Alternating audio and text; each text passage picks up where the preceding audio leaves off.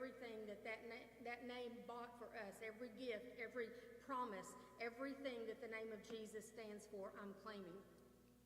And I was thinking a while ago when I was listening to that song, and we are so blessed here that, and I know we all struggle with, we go through some stuff. I'm not minimizing that by any means, but we are so blessed here. We have not a clue how blessed we are. I got an idea when we went to India and saw some stuff there on exactly, the difference.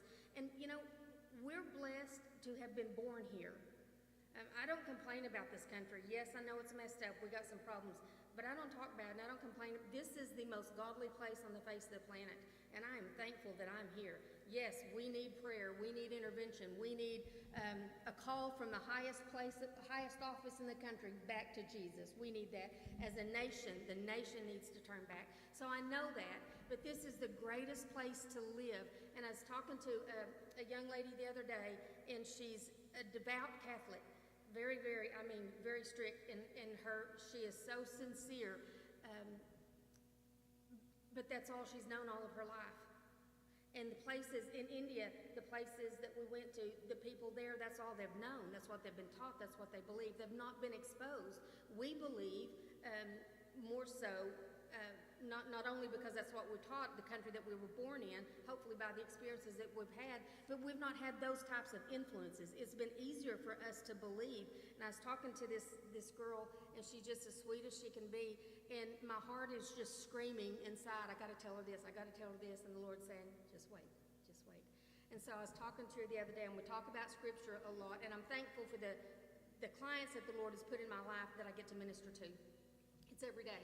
And we were talking about the Lord, and we were talking about Scriptures and how to apply Scriptures to some of the things that's going on in her life. And that she said, she's got a new baby, and she said that she prays to Michael all the time because he's the angel of safety. And so I said, okay. And she said, do you pray to Michael? And I said, no. And of course, my mind was saying so much more, and I just said no. And she said, okay. But eventually, we're going to get there. That wasn't the moment. That was a seed planted, and I was really having to hang on to it and rein it in. But it means a lot. God is good, isn't he? God is good. The name of Jesus means so much. Stand tonight. Everybody if you got something, Brother Fred's already up. I didn't finish, so you're starting it. What is something good that God has done in your life? If you had, okay, Brother Fred, we're going to start with you. That's a good place to start. If you had only one thing that you could say to somebody about Jesus, what would it be? It's kind of hard, isn't it? If you could only say one thing, what would it be? Brother Fred, you're already up, so you're on the spot.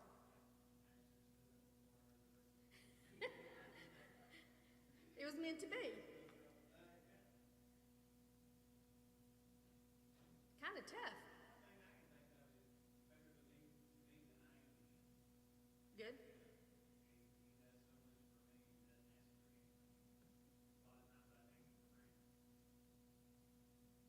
Somebody else, what would you say?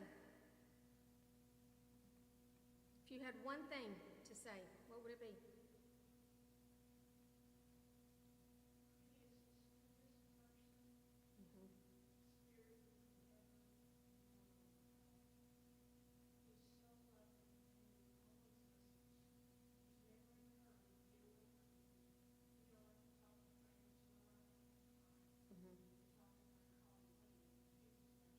Right. He's always there. He always answers, doesn't he?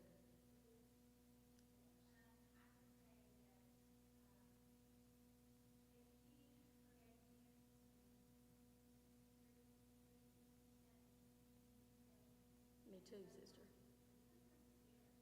And he doesn't bring it back up, does he? That's right.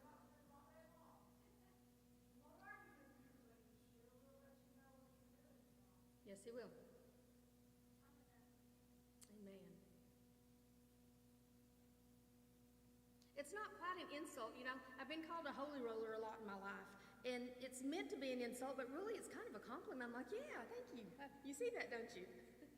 Somebody else, babe? In my case, he forgives them. Anybody else?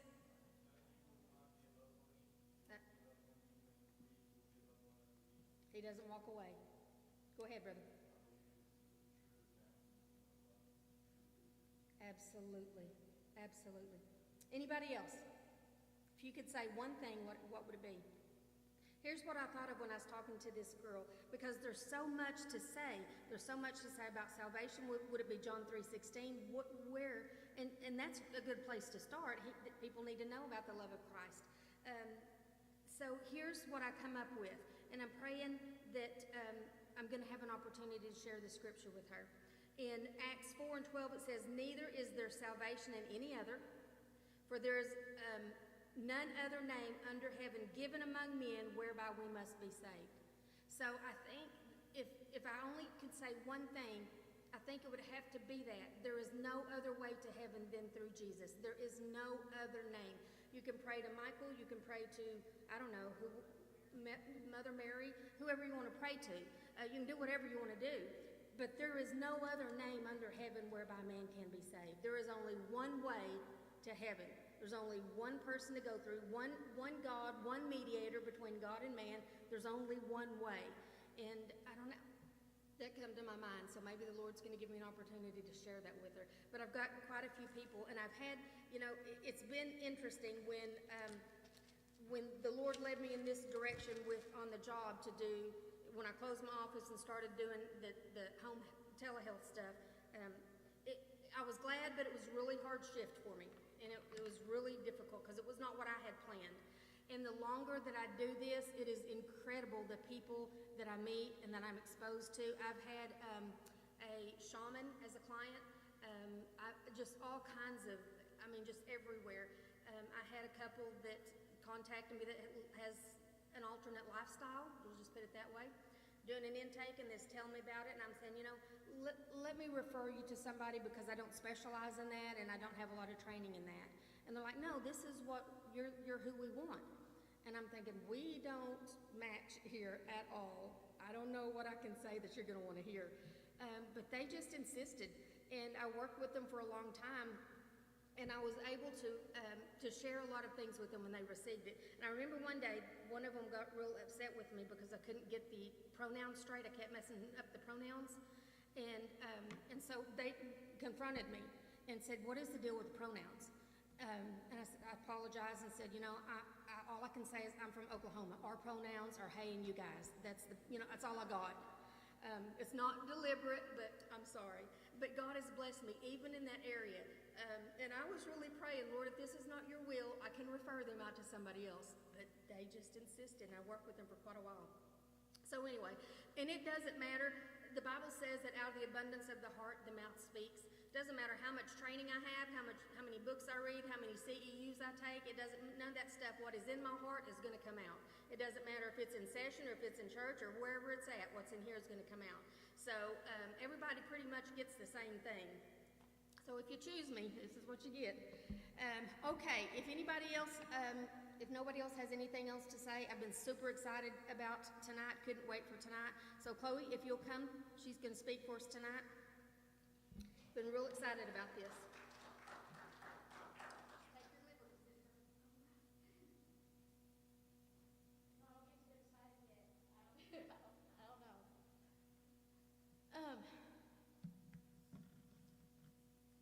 Since Jim and I started coming to church out here, sorry, I'm going to try not to do this the whole time, I promise.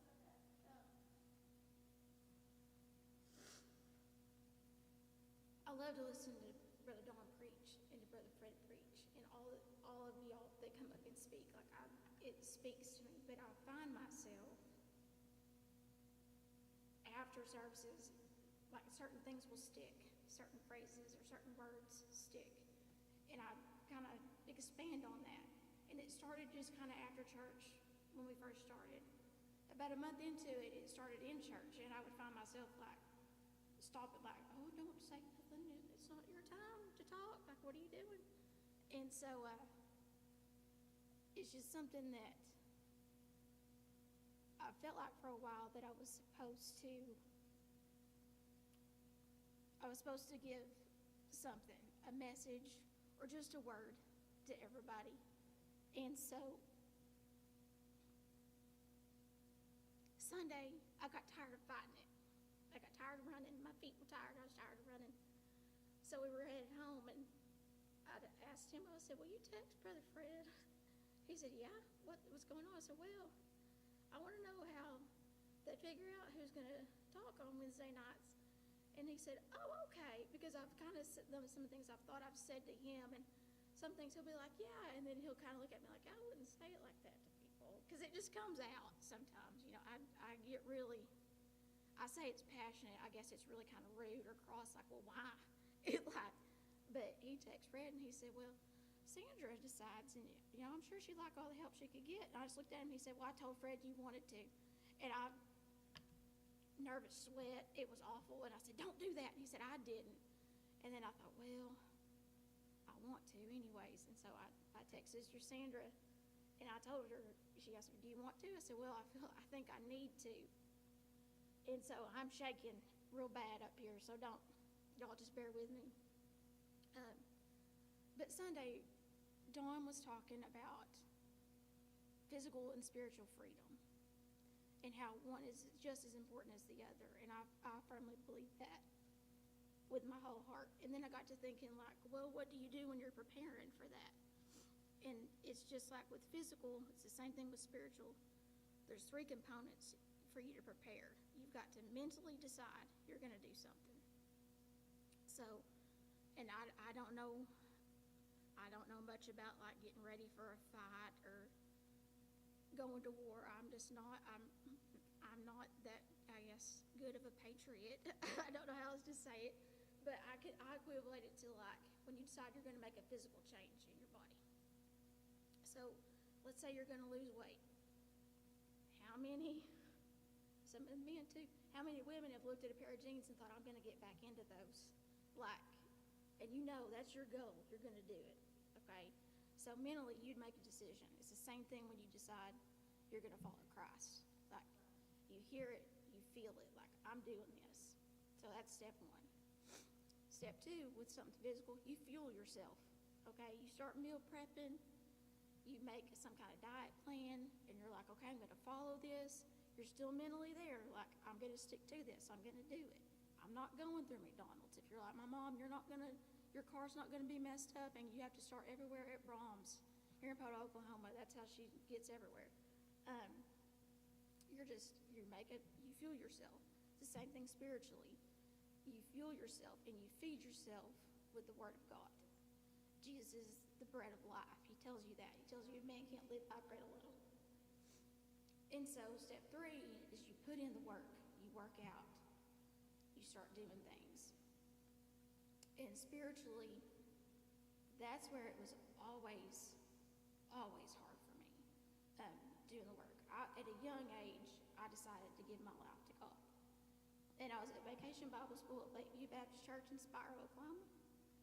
I was between 6 and 10 years old, and I was there with my best friend, Ashley. There's a whole bunch of us, and I thought, you know, I'm going to do this.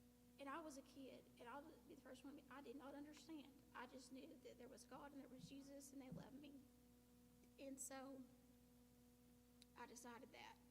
And I felt good about things. As I got a little bit older, I spiritually starved myself. Like, I would go to church, and I would sit and listen to the sermon, but I was not reading my Bible. Because just to be quite frank and honest with you, I didn't understand half of it. All we had was the King James Version, and I was like, what is this? Thee, thou, begat, begot, I don't understand. And so, and I would ask, like, my nanny, my mom and dad would say, well, you know, that's what it says. Like, they couldn't really explain things to me. My nanny would try, but my nanny got an 8th grade education, and she was like, well, baby, you just got to pray for God to make you understand it. And that wasn't enough for me. Like, I wanted to know. So doing the work out in the world as I got older got harder, because I knew what was right and what was wrong, and what I should and shouldn't do. And the world was like, why? Why don't you want to go to parties? Why don't you want to come drink a little bit? Why don't you want to come do all that stuff we're doing? And I was like, well, I just don't think I should. They're like, well, why? Is it because your mom and dad? Well, part of it. I knew I was getting a beating if I got home and they found out what I was doing. but it was in me, and I always had that, people say it's your conscience. It's not. It's God talking to you. And the world's got loud, and people don't want to listen. God doesn't scream. He whispers because he's close.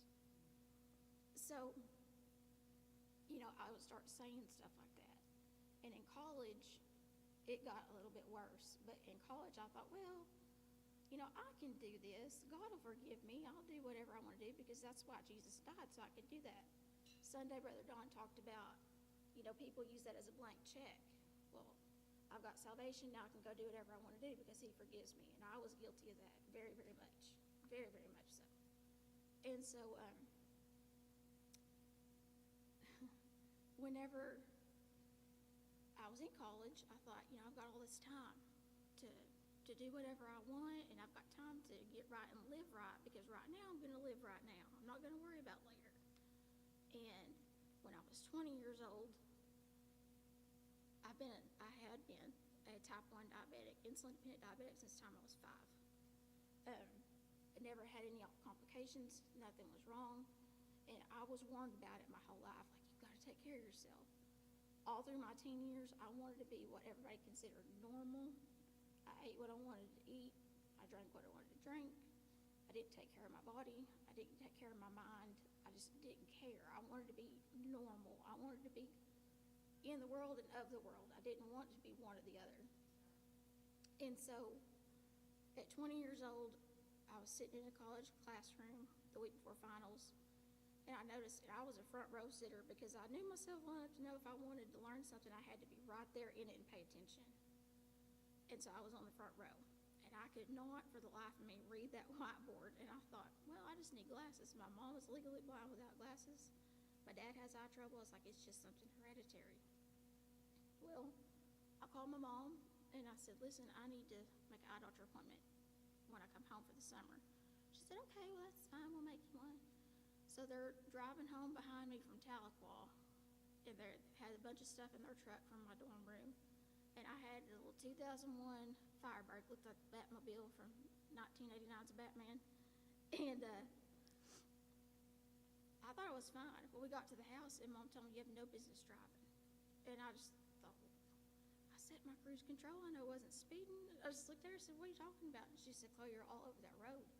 And to me, I said, no, I'm not. Like, I'm a good driver. And she said, no, you were all over the road. And so, and this was, text messages were a thing, but we didn't have the real smart, we saw dumb phones. So I wasn't over here, scrolling TikTok or texting or anything. It was still the 9 key, where you had to punch the button 3 or 4 times to get to the letter you wanted and all that. So I wasn't doing anything like that. And I thought, well, okay, so we go to the eye doctor, and Dr. Knox was my eye doctor at Eye Group in Fort Smith for years. I'd seen him since I was about 5 when I was diagnosed. He came in, I always had 20/20 vision, and he looked at me, and he walked out of the room, he came back in, and he said, do you have anything planned today? And I looked at Mom, and she said, no, why? And he said, we've got a retina specialist that's going to be here in a couple of hours, and he needs to see her. And I thought, all right. And my mom panics about everything. Everything's the end of the world. She chews on problems and stuff that there's not even stuff to worry about. She'll find it and chew on it till it loses its flavor, then she'll stick it in her hair. Like, that's just the kind of person she is. And so she was worried, and I wasn't. She called my dad. My dad left work and came up there. So I finally meet with this doctor. His name was Dr. McGee, and he comes in, and he's this little white-haired man. He looked like a character from Dallas. And I remember thinking that, like, I've seen you before, but I hadn't. And he came in, he had his little light on his head, and if y'all have ever had to have them look in the back of your eyes with that light and that big magnifying glass, it hurts. And I was just like, all right, okay. So he got done, and he walked over. He didn't come in and say anything. He just came in and started doing that. He walked over to the little counter, he wrote a note, he threw his headlamp down, and he leaned against it, and he said, all right, well, I'm Dr. McGee. And I said, okay, I'm Chloe. And he said, well, I'm just going to tell you like this. You're young. And I said, yeah. And he said, so I'm going to be really blunt with you because I feel like it's got to that point. And I thought, I just met this man. What are you talking about? What point? You don't know me. And I said, okay. And I was kind of about it. And he says, you can walk out of here and not let me do what I want to do, and in 3 months you're going to go blind. Or you can sit here and you can let me start what I want to do today, and there's about a 50% chance you're going to go blind. And I remember it felt like my stomach fell out of my behind, and I just kind of sat there. My mom broke down crying. My dad just kind of stared down with his open mouth. He was catching flies, just didn't know what was going on. And he said, you have severe diabetic retinopathy. And I said, all right. I'd heard about it since I was 5 years old. This shouldn't have been something that was a shock or a surprise to anybody. I didn't want to listen. I didn't want to do the things I needed to do to take care of myself. And so he said, what do you want to do? Well, my mom and dad start discussing it, and it hits me like, I'm 19 years old. I'm the one that has to decide. And so they're talking, and they're asking about all the risks and stuff. And I said, Dr. McGee, and he just kind of cut my mom off. He said, yes, ma'am. And I said, what do we need to do to start today? And he said, okay. And he got me up out of the chair, and we walked out in the hall, and my mother was coming unglued because she had thousands of questions, like, why, and all this. And he said, because I told her, I didn't address y'all when I told her this. This is going to affect her and her life. She's got to make the decision. So that day we started laser treatments. And I saw him every week, every Thursday, from the end of May to the end of July. And every time we did 700 rounds of laser shot in my eye. In that period, there was 3 different times he said, we're going to do injections in your eyes. And I'd never heard of that. So I thought, what are you talking about? And he said, oh, no big deal. It's a needle. It's about 2 inches long. We're going to have you look this way, and we're going to stick it in your eye, and we're going to do this and that. And I thought, this man's lost his mind. You know, there ain't no way I'm going to stop. And he said, oh, you do shots every day? I said, not in my eyeball. Like, we got pretty close. I was really blunt with him, and he was very blunt with me. So we get done, and I'm thinking things are better. My vision's a little bit better. And he said, now, sis, we're not done. I said, okay. It was my last appointment in July, and he said, I need you to come to Conway next week because that's where his home office was. And I said, okay. And I said, what are we doing? He said, we're going to do surgery on your retinas. And I said, okay, what was all this for? He said, well, this was to make it where it doesn't get any worse. This is to go in and clean up the mess we made. So I went in the first week of August and the last week of August and had what were called vitrectomies. And so they go in behind your eye and they scrape away all the scar tissue from the laser treatments on your retina. And with first surgery was all right. They did my right eye. Thought, okay. I went in for my last surgery in August, last week of August, and my nerves were just all over the place. And he said, well, we usually do this, what they call like a twilight sedation. He said, I kind of want you to be awake. And I just told him, I said, Dr. McGee, I can't handle it. There's no way. I had already at that time started having problems with my blood pressure, and I wasn't much bigger than I am now. And he said, well, that's just weird, but there had never been any real test ran to see if anything else was going on, if my diabetes had attacked anything else in my body. And so he said, well, if you want, I'll put you out. And so he did. Well, while I was out, he removed all the scar tissue, but before he did that, he did 1,000 rounds of laser on my left eye. He said, I just felt like we needed to get, if there's anything left, we needed to get it, and then we got the scar tissue. So 2 months later, I'm getting ready to go back to school, and I start noticing that with my left eye, everything looked like I was looking through a clouded shower door. Well, where it's not clear, but it's not completely opaque, it's just kind of clouded. And so I called him and I told him, and he said, well, I'm going to be in Fort Smith next week. Can you come in? I said, yeah. So I went in, and he looked, and he kind of did like he did the first time I met him. He came in, but this time he said, hey, Chloe. I said, hey, Dr. McGee. Like before, there was none of that. So he comes in with his headlight on. He looks in my right eye, my good eye, and I was like, golly, that's bright. He said, yeah, it's got to be, kind of laughed, and he was just kind of making small talk, and he gets to my left eye, and he stops talking. And I thought, there's something wrong, because when there's something real serious, he gets real quiet, real quick. And so he stood up, and he took the headlight off, and he put it on the counter, and he said, you know how we talked the first time we met about you 50-50 chance. And I said, yeah. And he said, well, God's given it to you. And I just looked at him, and I said, well, what do you mean? Everything was fine. And he said, Chloe, that left eye, there was too much damage. And when we did the scar tissue removal, your retina's detaching.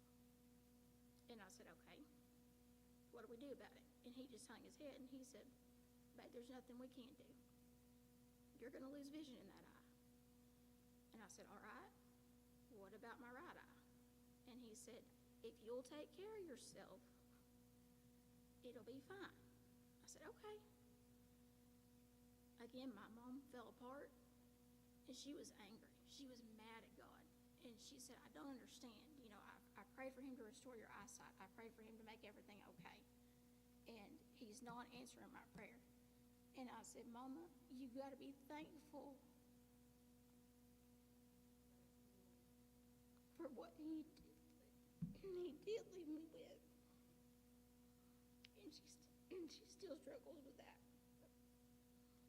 And so you would think at that time, at 20 years old, I would have had kind of the wherewithal to say, okay, it's time to take this seriously and do what I need to do.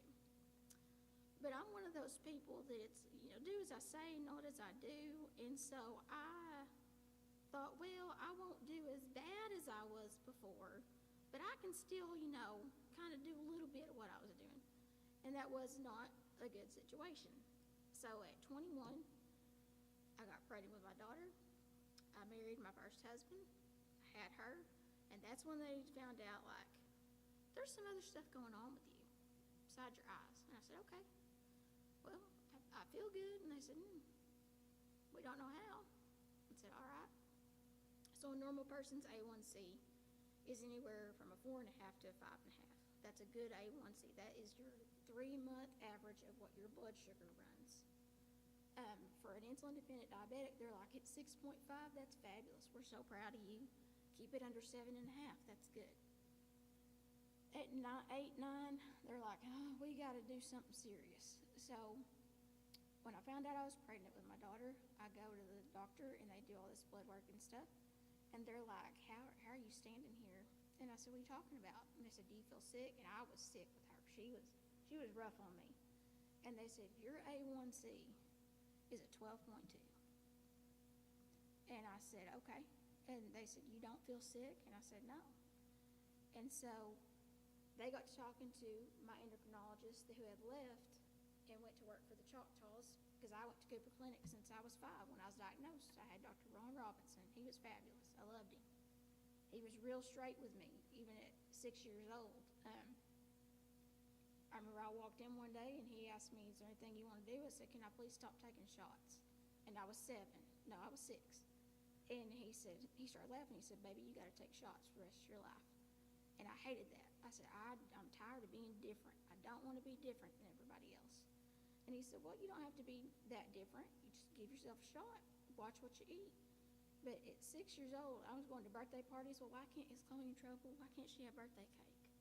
Why can't she have some pop? Stuff like that. And so at 6, when I told him I'm tired of this, and he said, well, what do you hate the most about it? Because I was mad. I was a mad little kid. And I said, I hate the way my mama and my daddy give me shots. He started laughing. He said, does it hurt? I said, yeah. He said, well, what do you want to do about it? I said, I want to start giving to myself. If you're going to make me keep taking it, I want to do it myself. Again, my mom, no, she don't need to do that. And he said, no, yeah, she does. She's going to have to do it the rest of her life. She wants to start now, let her start. So at 6 years old, Mom and Dad, do you need a shot? Nope, I took it. I did it myself. And I was just always I can do it by myself. I can do it by myself. Golly, I was ignorant. And so when they did my A1C, and it was 12.2, they said, you got to get this down. And I said, oh, okay, well, how long's it been this way? And they said, well, Chloe, this isn't your first rodeo. You've had A1Cs done your whole life every 3 months. At least for 3 months, it's been 12.2. When's the last time you've been to the doctor and had blood work done? And I kind of sat there, because it had been since I was in high school. And they said, okay, you're able to function at a blood sugar that's between 6 and 800. That's not normal. And I said, well, I feel good. And they said, well, you feel good till you won't. I said, all right. And they were talking about, you've already had these eye problems. Was that not enough to wake you up? And I remember being offended that they'd say that, like, how dare you call me out on that? I had to go through that, you didn't.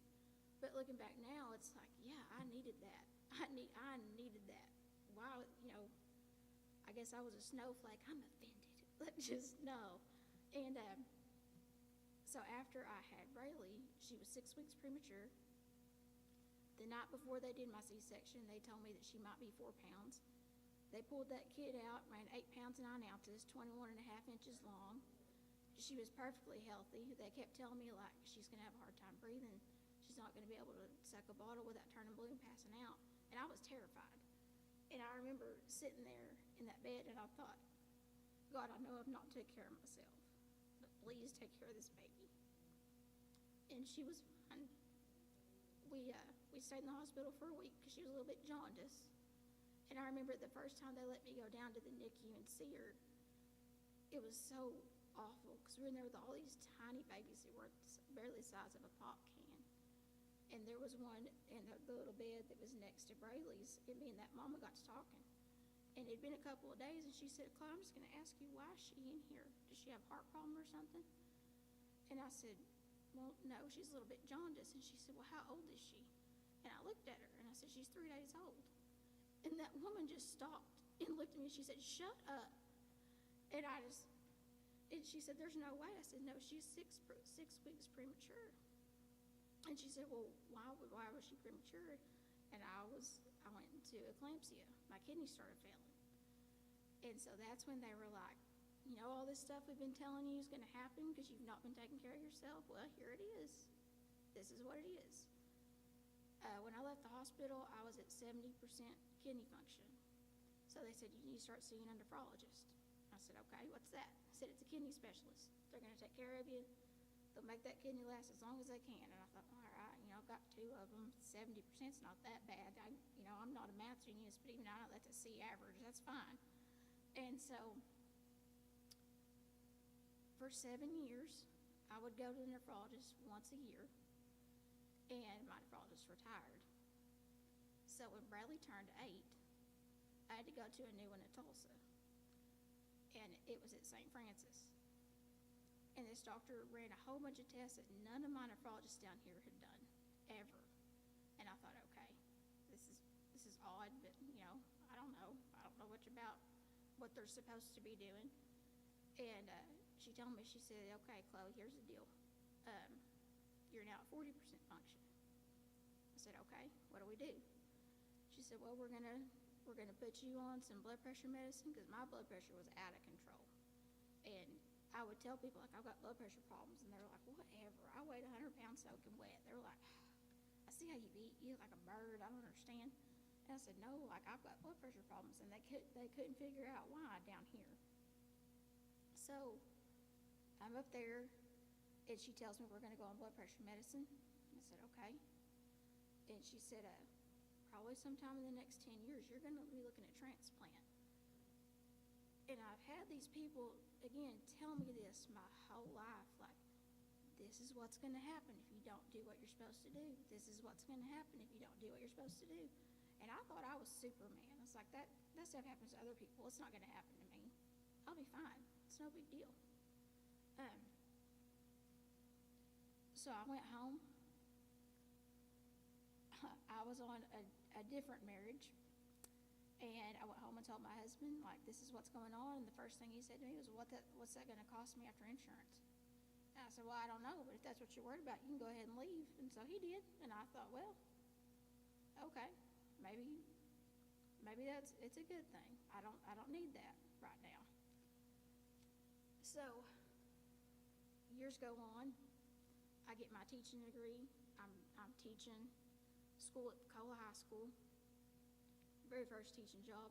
I'm going to tell you right now, if you can make it there, you can make it anywhere as a teacher.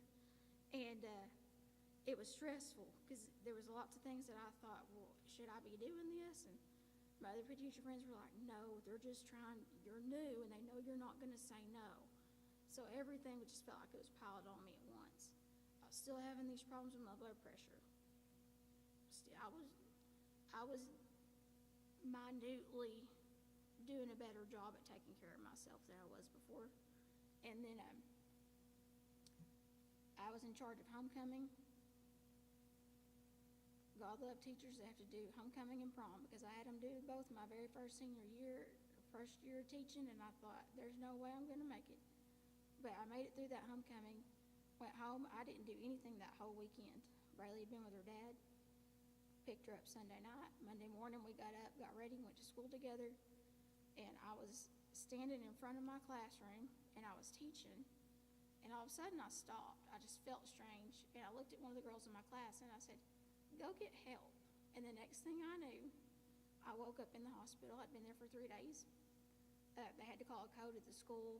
They locked it down. Ambulance came up there. I'd had a stroke. So when I came to in the ER, my boss didn't particularly care for me. And so when I came to and his face was the first one I saw, I thought, oh, I've done it. Please no. No, I didn't want, Lord, I thought I lived better than this. It was awful. And he got real nervous, and he said, I just want to check on you, Miss Rodnar. You have a good week. And just left. And so I thought, all right. But from that point, they had a specialist at St. Edward's, or Mercy, I'll always call it St. Edward's, at Mercy come talk to me. And they said, your kidney is really bad. And I said, you see, keep saying kidney, what are you talking about? And they said, well, one of them's already dead. Like, you've got about 30% function left because you're working with one kidney. I said, okay, what do I need to do? And they said, well, honestly, I'm just going to tell you, the best advice I can give you is to get out of healthcare around here. I said, all right. He said, we're not equipped. We're not educated enough to deal with it. You need to go somewhere else. And I said, all right. I didn't really listen, because I'd been around here my whole life. I never went anywhere else. This was what was comfortable to me. They knew me. They knew my history. I knew them. So I stayed around here. Then in 2017, started a different marriage, and I went, picked up Braylee from her dad's, came home, and I didn't feel well. And I told my husband at the time, and Braylee, I don't feel good. I'm going to go take a bath, and I'm going to lay down. They said, okay, no big deal. So I went, and I took me the most scalding hot bath I think I've ever had in my life. And I got out, and I walked into my bedroom, and I face planted on the floor. And the next thing I knew, I woke up, and it was 2.5 weeks later. I was at Sparks. I could not see anything. Everything was completely black. I'd been on a ventilator, and the ambulance ride on the way over there, I had coded twice. I was mad because I was hungry and thirsty, and they said, you're NPO, you can't have anything. Ashley came to see me, and she was trying to give me ice chips, and some nurse got nasty with her, and she was like, I gotta leave, I can't. Braylee, my mom brought Braylee in to see me, and I couldn't see anything.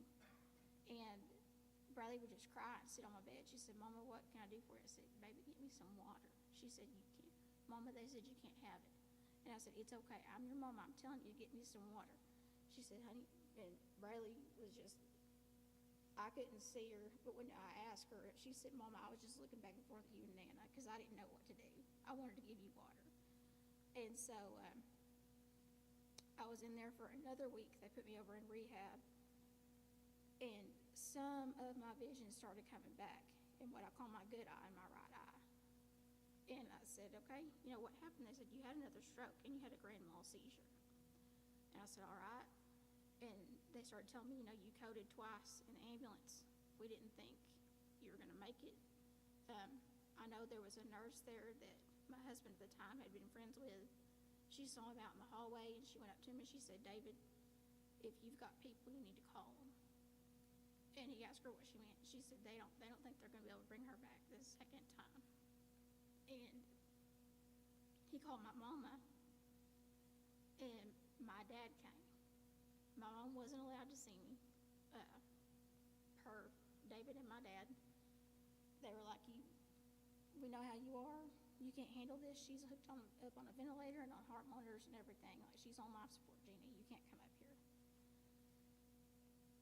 So whenever I got to come home, everything was different. had to kind of realize how much I depended on my one good eye and how badly I was doing it taking care of myself. I wasn't at all. My dad at that point was like, listen, if you're not going to listen to the doctors, I'll do it for you. You're getting out of Fort Smith. Because I'd been going to Fort Smith doctors my whole life. You know, it's what I knew. It was what was comfortable. So he got in touch with someone that my grandparents were friends with that was a nephrologist at OU Medical Center in Oklahoma City. His name was Dr. Lau. And he said, I'm going to need all her medical records. And Dad said, well, that's no big deal. We can get them from when she was up there. He said, no, I need everything from the time she was 5 forward. So we got all that together. That was a big mess because they don't like to let go of their patients over here at all. So we sent it all to him. About 2 weeks went by, and I went up there, and that man had read through all of my stuff. And he said, first of all, I'm going to tell you, you're not going to like anything I have to tell you. And I thought, well, I've dealt with that my whole life. But when he said that, that little intuition that we call in the back of your mind, I heard God say, you're going to have to listen. You're going to have to listen. So I said, all right, Dr. Lau. He said, first of all, if you would have been coming here 10 years ago, none of this would have happened. And I was livid, instantly mad. And he said, I think they try to do the best they can down there, but they don't have the specialists they need. They don't have the education. They tried to tell you this, I'm sure. And I said, well, yeah, about 5 years ago. And he said, well, why didn't you come 5 years ago? Well, it was comfortable. He said, you're going to have to get really comfortable with being uncomfortable. He said, the next thing is you're going on straight on dialysis in the next month. And I thought, okay. He said, you're still young, you've got a little kid at home, so you're going to do at-home peritoneal dialysis. So I had a dialysis machine in my bedroom right next to my bed. I hook up to it every night at 8 o'clock, and it took 12 hours, and it cycled all of my blood. That was a mess in itself. And he said, then the third thing is you're going on the transplant list. And I said, all right. And so I remember going home with my dad that day from the doctor, and I was just mad at the world. And he said, Chloe, why are you so mad? And I said, because I don't want to go through all this. I don't want to do it. And he said, okay. And that's all he said, was okay. And I thought, well, where's the words of wisdom, talk me down. And I said, you don't have anything to say about it? And he said, sis, I don't have nothing to say. And I said, why? And he said, because people have told you your whole life this was going to happen, and you chose to ignore it. You thought it won't be me. It'll be fine. I can do it. I can do it all by myself. And I said, well, yeah, that's true. And he said, so you're going to have to learn that when God gives you obstacles, he gives you blessings. So that's how you're going to have to look at this. And my dad was he never was one to talk to me about God or about religion or anything. And so that really got my attention. And I said, okay. And he said, sometimes things aren't fair to us, but it's what God's putting you through, maybe not for you, but for other people. And I thought, well, I want to know who I'm supposed to teach a lesson to, because I need to go tell him what it is right now, because I'm tired of this. Like, just cut me out as the middleman. I'll just go say, here, this is what God's got for you. And so I was on dialysis for 2 years. In the middle of the night in October of 2020, I got a phone call. They said, don't speed, but if you do, speed safely and get up here, we've got organs for you. So they had an organ and a pancreas. And that's why it took me 2 years to get a transplant, because they said, it's kind of, you've got a bad kidney. And my little brother wanted to donate to me. He was a match. I had friends that were like, I will donate a kidney to you. It's not a big deal. And they said, that's fine. The kidney's the issue right now, but Chloe, it's not the main problem. And I said, okay. And they said, it's a symptom of the main problem. And I said, well, what do you mean? They said, well, you're diabetic. And I said, yes, this is not new. I've been diabetic since I was 5. I've dealt with this my whole life. I know how to do it. And Dr. Lau, he's a little Oriental man. He looked at me and said, but have you dealt with it? And I said, what do you mean? And he said, why are you here? And that kind of hit me in the face too. It was like, I've done this to myself, because because I did not want to listen. I did not want to do what I was told to do, what I knew I should have done. And so he said, it's kind of like if you get a flat tire, you can go patch that tire, and it's going to get you a ways for a while, but eventually it's going to blow out, and you're going to have a brand new one. And he said, that's why we're doing this pancreas transplant too, because there was a couple of times in that 2 years I just got nasty with him because I was tired of it. But he knew me well enough, he would just get right back in my face about it, like, no, this is what we're doing. You're going to do this the right way. You won't listen, so I'm going to make you listen. And I thought, okay. So I get my transplant, and I'm thinking, this is wonderful. Because since I was 5 years old and they diagnosed me with diabetes, I would pray. I would pray diligently. You know, God, take away my diabetes. I just want to be normal. I just want to be like everybody else. I don't want to deal with this. Please do it. My nanny, I went to church with her when I was little. She was always at church. She would pray over me, and she'd say, God's going to heal you. And I'd think, okay. I went with her to church one time. Her pastor prayed over me, and he said, tomorrow you're not going to be diabetic anymore. And I believed that with my whole heart. The next morning I woke up, sugar was over 300, and I was like, well, I think God forgot about me. He gave my blessing to somebody else. And as a small child, that really bothered me because I kept thinking, what am I not doing that I'm supposed to do? Why is he mad at me? And so had my transplant, and I thought I'm finally getting what I prayed for. And it was wonderful. And I thought all those years, my nanny and that pastor and everybody who prayed for me, it's finally here. And it's all in God's timing. And that's something hard, I think, as humans for us to understand. It's not our timeline. Everything's on his timeline. So I wake up from my transplant. I'm feeling great mentally. And they said, okay, we want you to get up. Here in the next couple of hours, we want you to walk the hallway. That's normal protocol for transplant patients. I said, okay.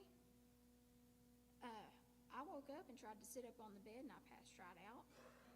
Started feeling sick. And I said, I think I'm going to vomit. And they said, no, you're not. I said, no, ma'am, I'm going to vomit.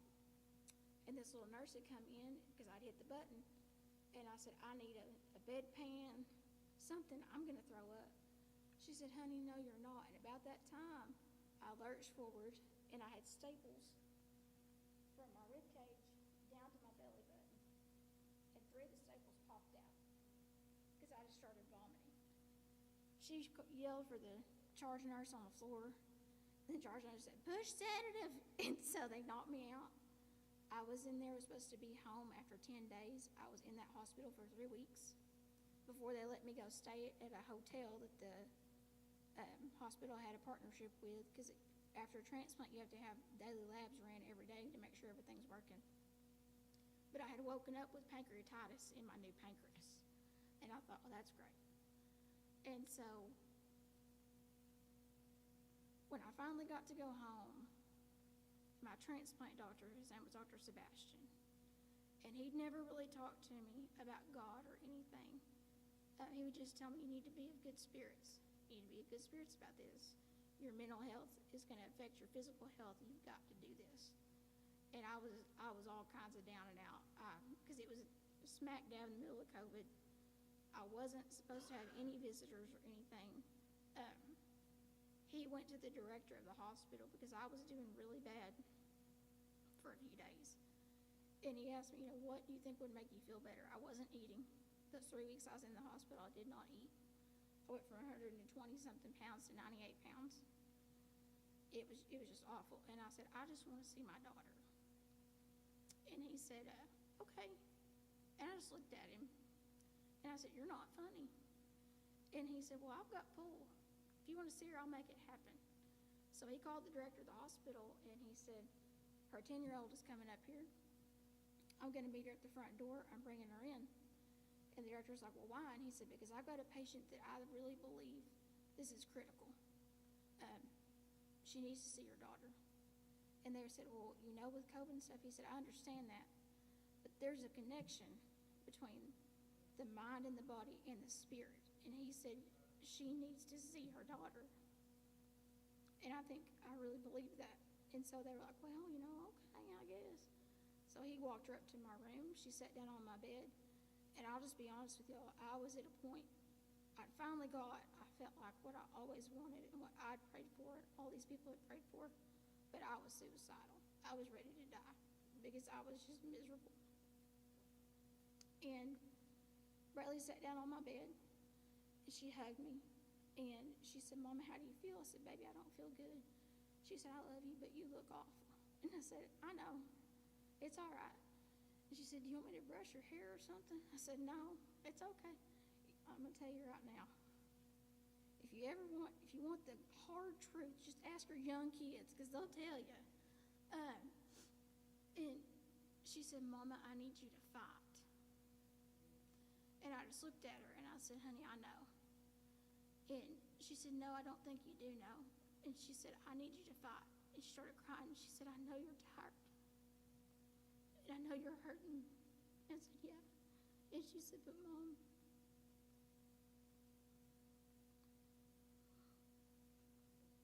if you can't fight for me, God will fight for you. And that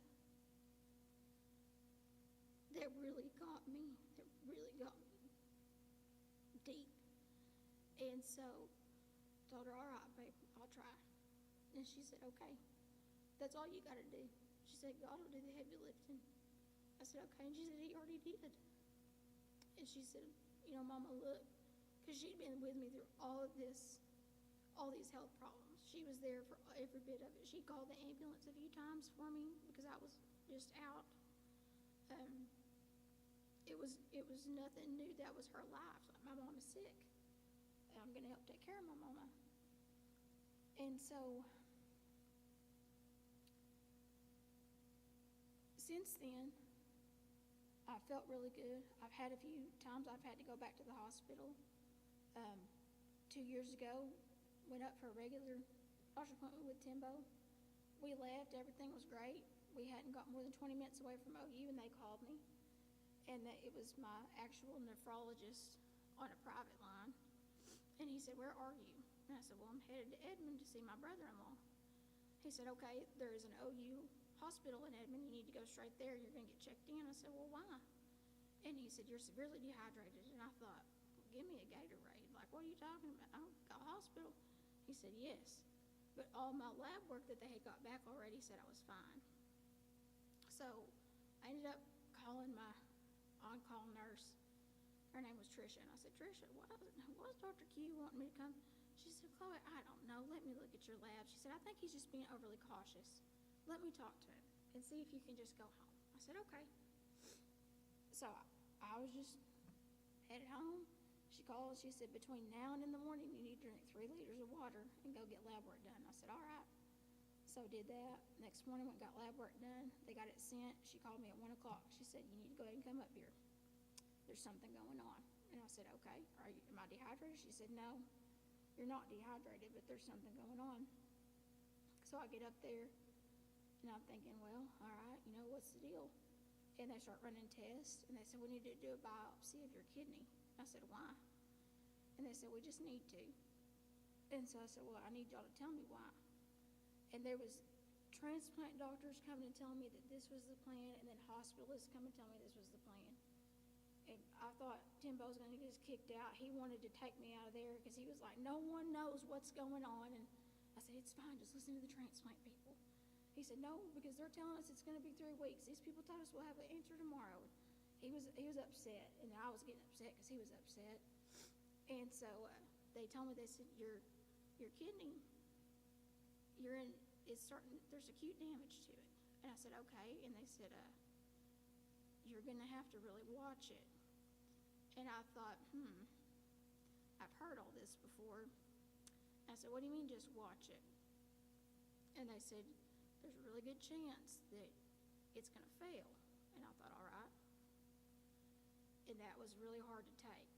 And I thought, you know, God, why would let me go through all of this, finally give me what I prayed for, and then here it's not going to work again.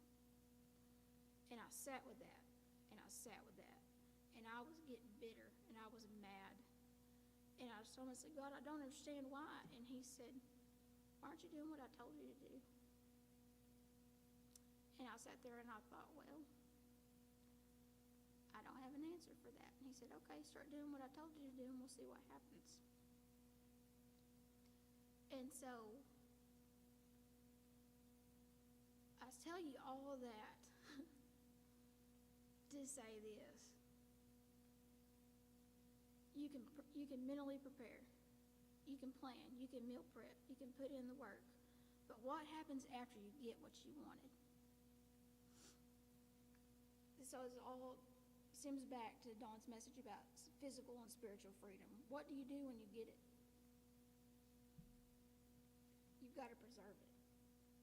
You've got to protect it. You've got to fight for it. You've got to keep on with it. And I'm going to tell you right now, yes, I had physical problems with all of it, and we all face all kinds of different problems every day. But what I find that really gets me is my fear and my anxiety.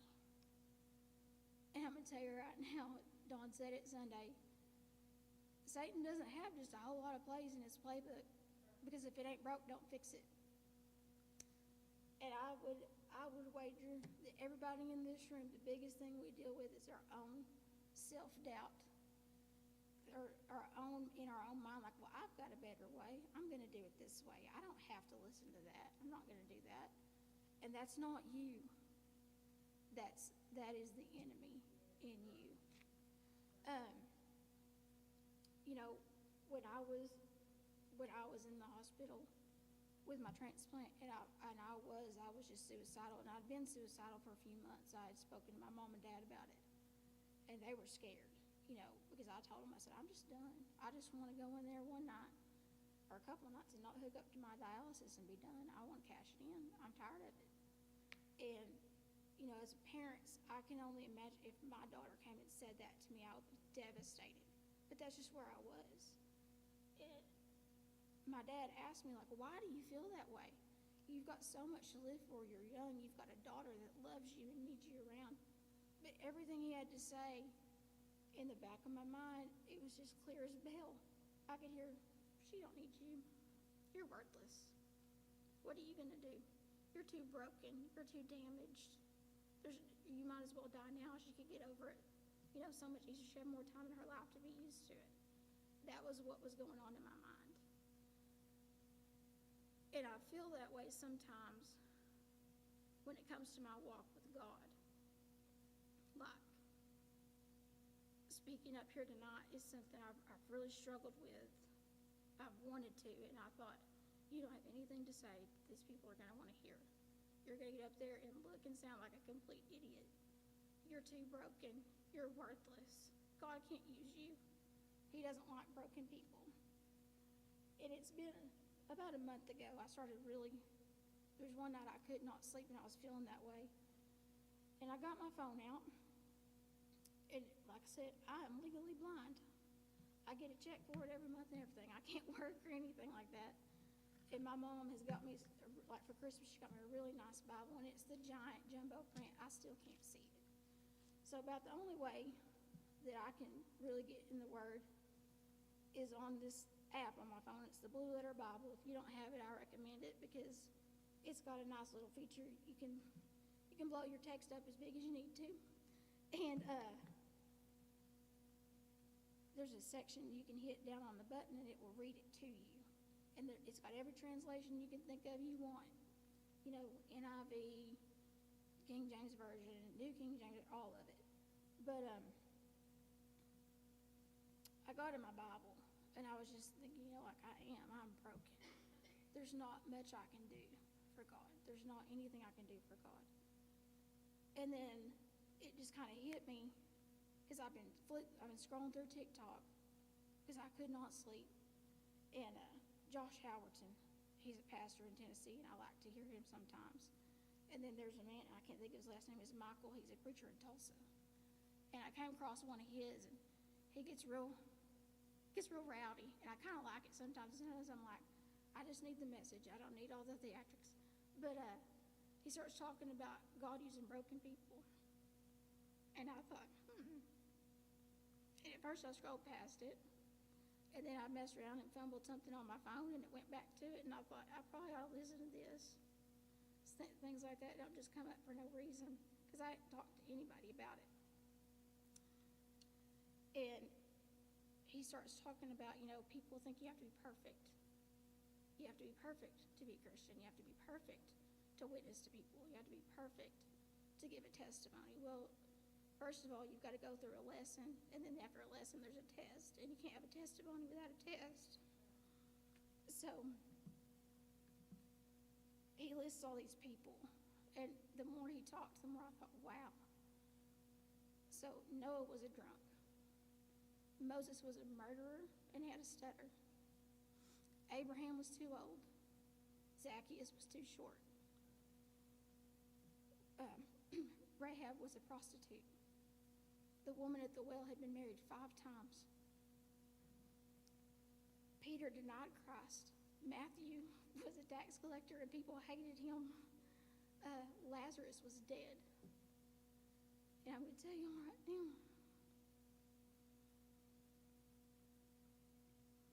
I was diseased, depressed,